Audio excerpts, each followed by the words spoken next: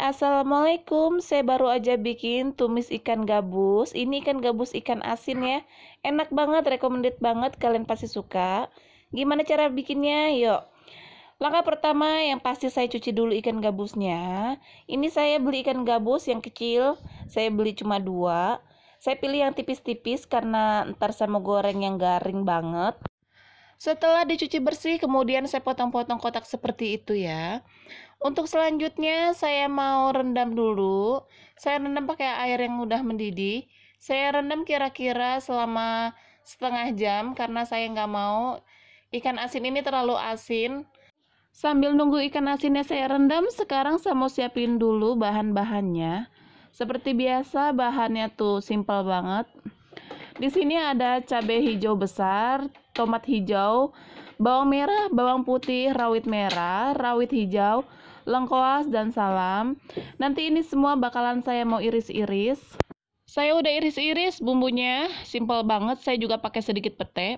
Saya udah siapin minyak. Ini saya mau goreng aja langsung ikan gabusnya. Tadi saya rendam agak lama, setengah jam lebih ya, supaya ikan asinnya jangan terlalu asin. Ini saya mau goreng garing banget supaya nanti pas saya bikin tumis ikan asinnya masih kriuk-kriuk gitu.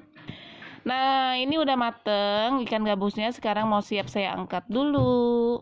Sekarang siap kita tumis bumbu. Pertama seperti biasa dimasukin dulu bawang merah, bawang putihnya.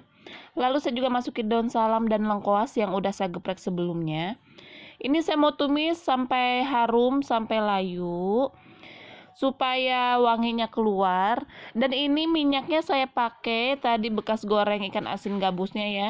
Nggak apa-apa dipakai aja lagi minyaknya, supaya aroma ikan asinnya, ikan gabusnya makin berasa. Pasti enak banget. Kalian wajib banget coba resep ini karena ini enak banget. Kalian pasti suka ya. Dan lanjut aja, saya masukin tomat dan cabenya. Masukin semuanya aja. Lalu saya mau tumis sebentar aja, nggak usah lama-lama supaya cabai sama tomatnya tetap berasa segernya, tapi tetap aromanya keluar. Ya, ditumis sebentar aja dulu, ditumis sampai semua merata ya. Tumisan cabai dan tomatnya semuanya udah pas. Sekarang saya masukin petenya.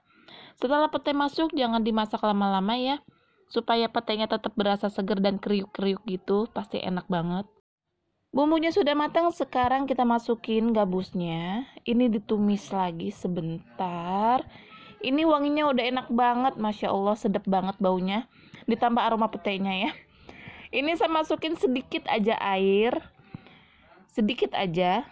Kalau enggak juga nggak apa-apa.